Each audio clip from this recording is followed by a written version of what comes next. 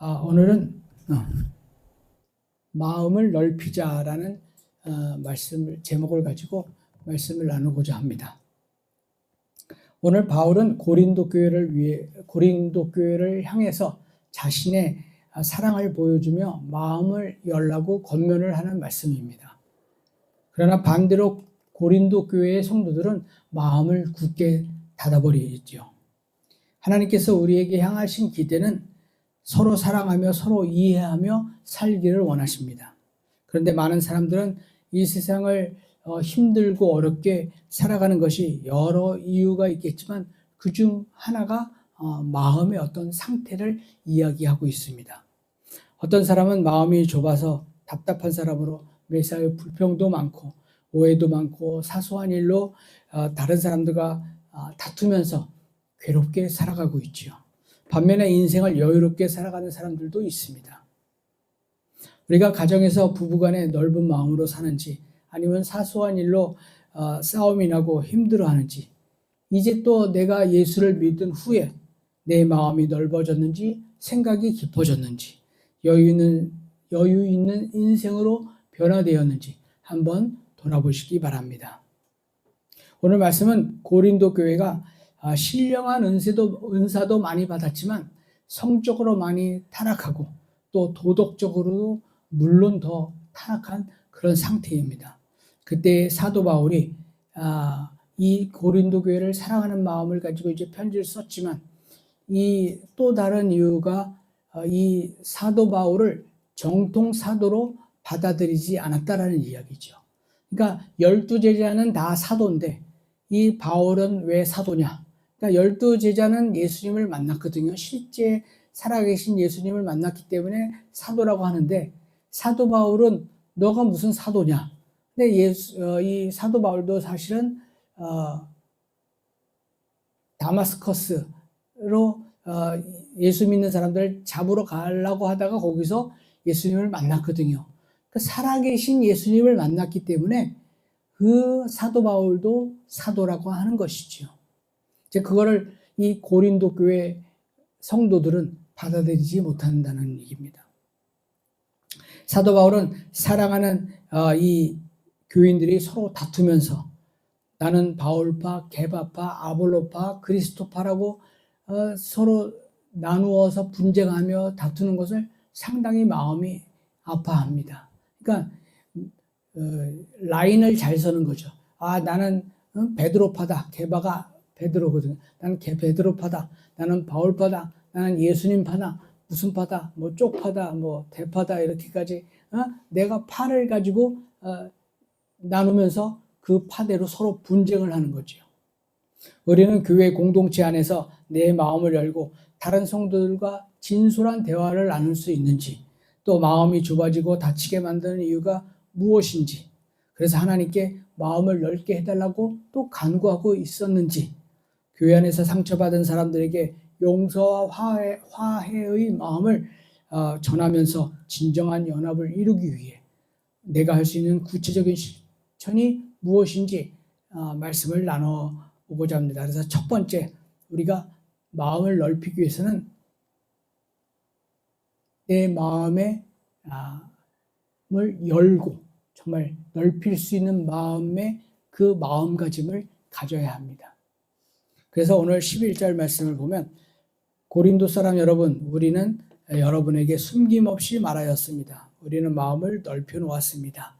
이 사도 바울이 고린도 교회에다가 편지를 보낸 거죠.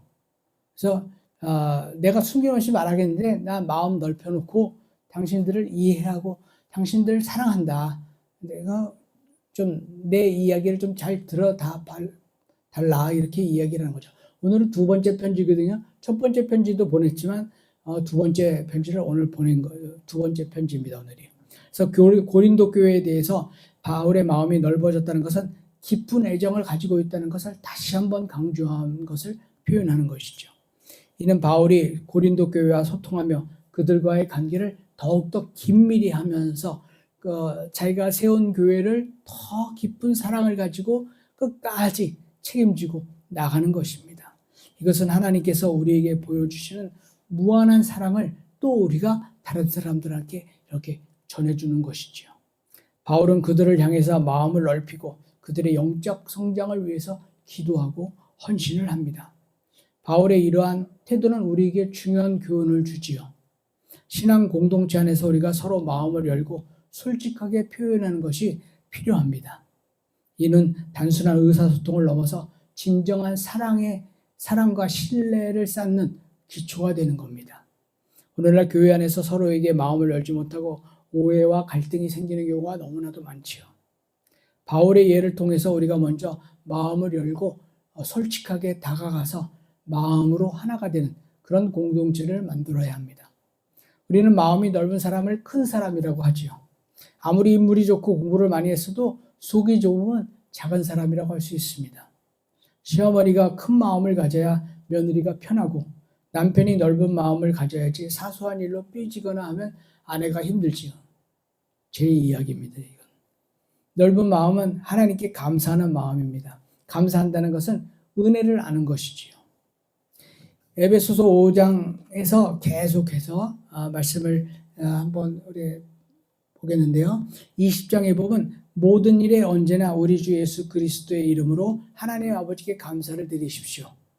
여러분은 그리스도를 두려워하는 마음으로 서로 순종하십시오. 우리가 넓은 마음을 가지고 항상 하나님께 감사해야 합니다. 그러면 하나님께서 우리에게 마음을 또 넓게 해주셔서 감사를 또 할 수 있게 해줘.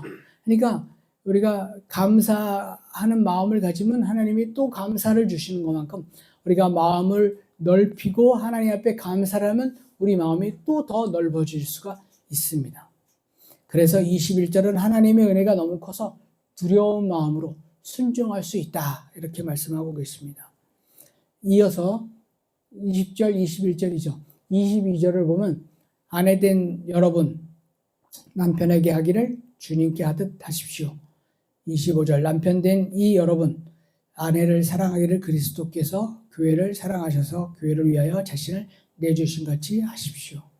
이 남편, 이 부인 서로 건져주지 못했으면 그냥 처녀총각으로 늙어 죽을 뻔했는데 이렇게 건져주셔서 감사합니다라고 하면 또 서로 순종할 수 있는 것입니다.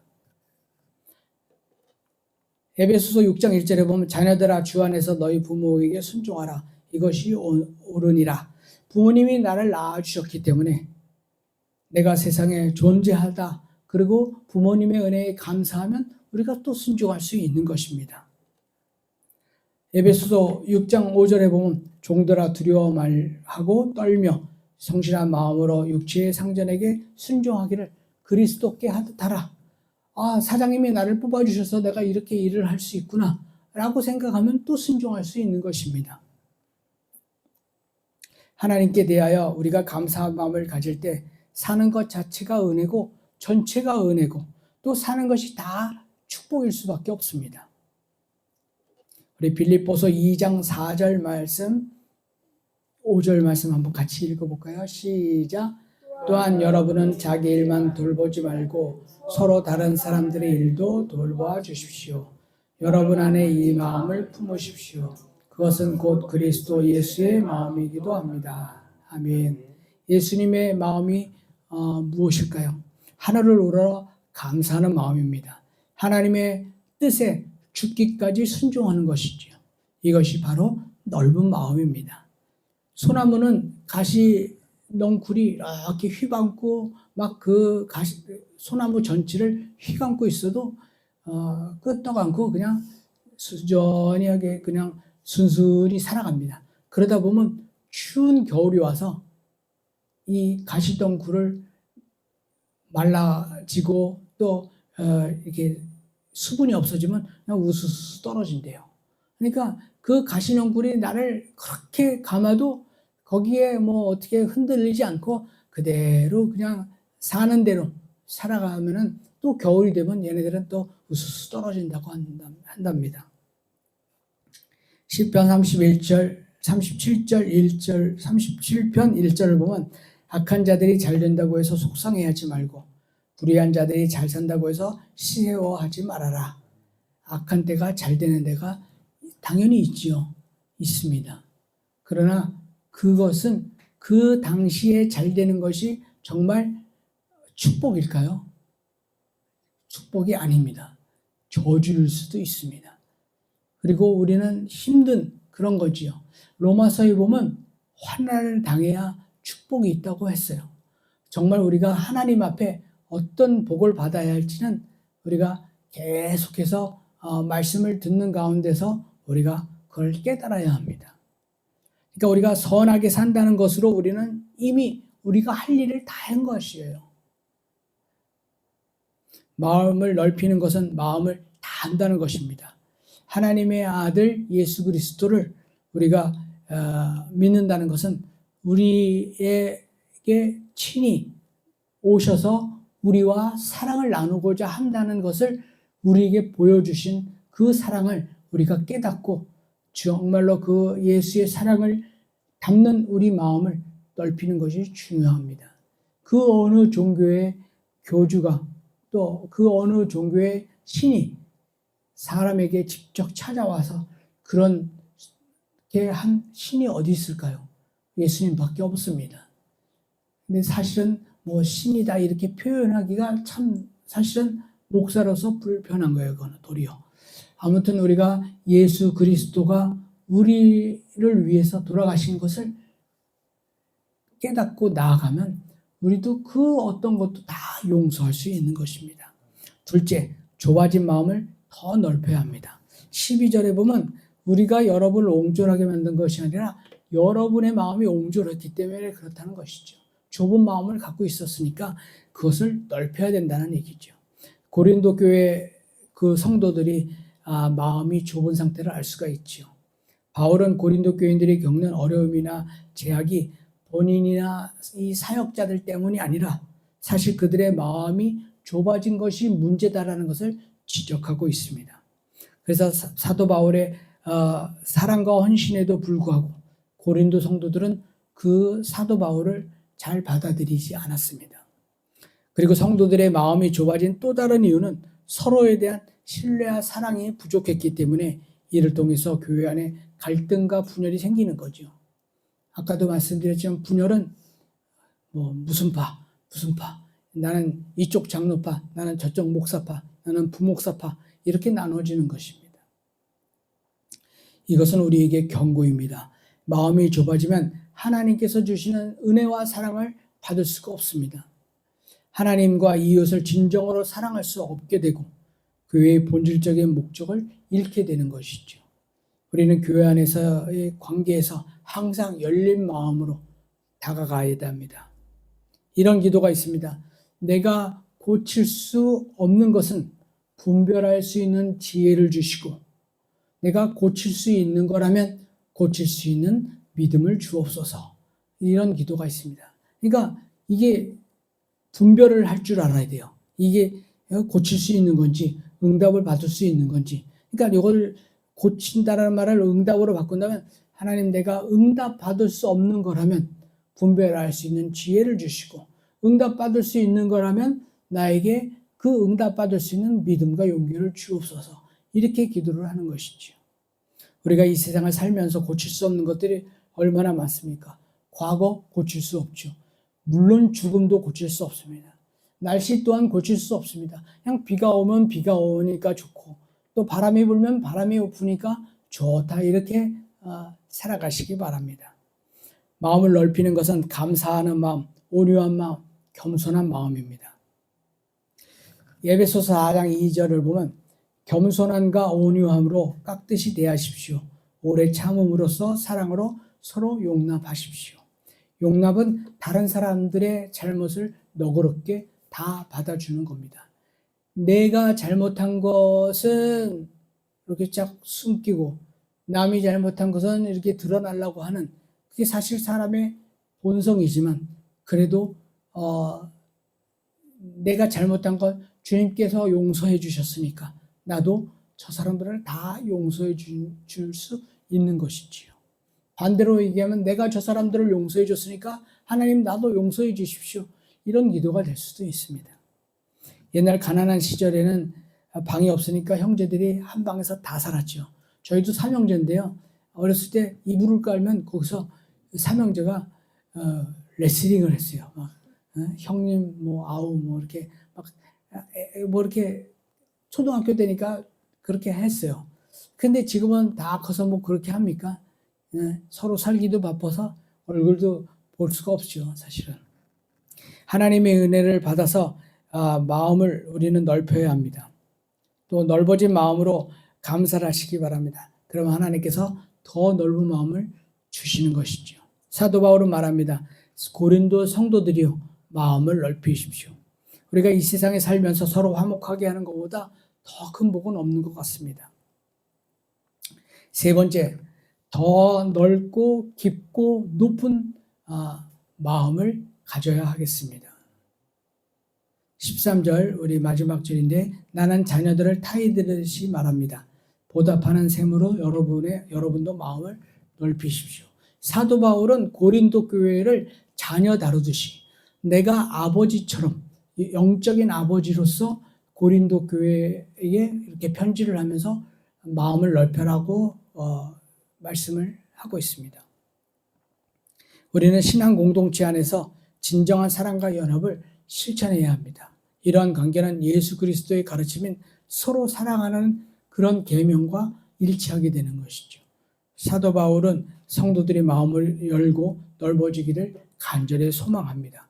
이는 성도들이 교회 공동체 전체의 화합과 또 성장을 위한 필수적인 사항입니다. 마음을 넓히는 것은 단순히 감정적인 반응이 아니라 마음의 결단입니다. 우리는 때로 상처받았던 경험으로 인해서 마음을 닫을 수도 있지만 하나님의 사랑이 우리를 채우면 우리는 모든 것이 다시 회복될 수 있습니다. 바울의 권면은 우리의 신앙생활에서 매우 중요한 교훈을 주지요. 그러면 넓고 깊고 높은 마음이 무엇일까요? 나와 다른 사람들을 용서하는 것입니다.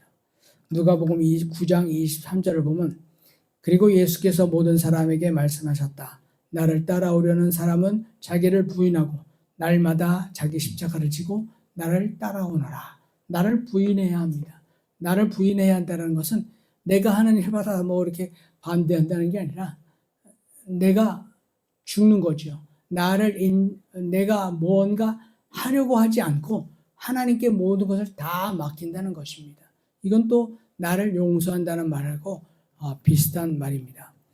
그래서 자기를 받아들이고 자기를 죽이는 것이 자기를 받아들이는 것이죠. 사람들은 자기의 불행한 과거를 원망하면서 나는 팔자가 사나워라고 원망하며 사는 사람들이 많이 있습니다. 자랄 때 부모의 사랑을 받지 못하고 부모를 원망하고 미워하고 또 상처받은 과거를 용서하지 못한 채 탄식하고 저주하면서 괴롭게 살아가는 사람들이 있지요. 하나님께서 나에게 준 부모님을 과거 그대로 받아들이고 용서해야 합니다. 자기 용모가 어떻든지 간에 은혜를 많이 받으라고 이렇게 해주셨구나라고 하면서 하나님께 감사를 해야 합니다.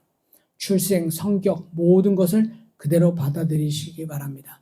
감사하면서 모든 것이 축복으로 만들어질 수 있습니다. 부모님이 나에게 준 병도 축복이고 상처도 축복이고 모든 것이 다 축복입니다. 인간은 두 종류의 생애를 배우게 되죠.